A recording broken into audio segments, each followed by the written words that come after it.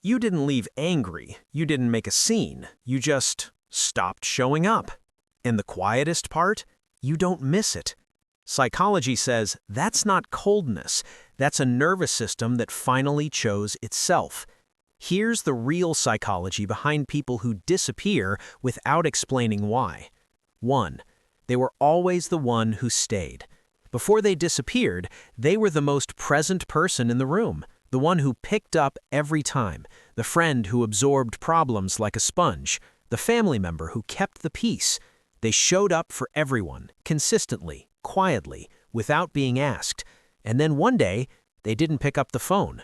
And the world didn't end. It got quieter. That moment wasn't a breakdown, it was a breaking point that had been building for years. 2. Their nervous system made the decision first. Psychologist Stephen Porges developed the polyvagal theory, the idea that the human nervous system operates in different modes. When a person has been emotionally drained too many times, the brain doesn't wait for a conscious decision. It flips a switch, moving from social engagement into what researchers call the dorsal vagal response: withdrawal, shutdown, conservation.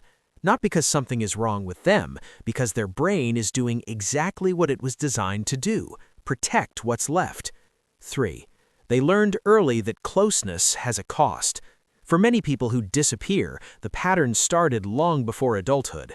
Psychologist Murray Bowen called this emotional cutoff. What happens when a child learns that love and unpredictability come as a package deal? They grew up reading rooms, scanning faces, learning to sense tension before anyone spoke, and they adapted by finding safety in solitude. As adults, that blueprint activates the moment someone gets too close, too draining, or too familiar with patterns they recognize. 4. They reached a boundary breaking point. Psychology shows that people who struggle to set boundaries don't gradually adjust them. They endure, absorb, and tolerate until a quiet internal line gets crossed. Then the change isn't slow, it's complete. They don't reduce contact, they remove it. To outsiders, it looks sudden. Internally, it was years in the making. 5. They can read people most can't. A 2023 study in Nature Neuroscience found that people who experienced early emotional stress developed heightened activity in the brain's threat detection regions. People who disappear aren't paranoid or antisocial. They're processing social information at a level most people never access. They spotted the pattern, they saw the cycle, they recognized the cost, and they chose to stop paying it. 6. They aren't lonely, they're selective. There's a word society uses for people like this: isolated, withdrawn, cold.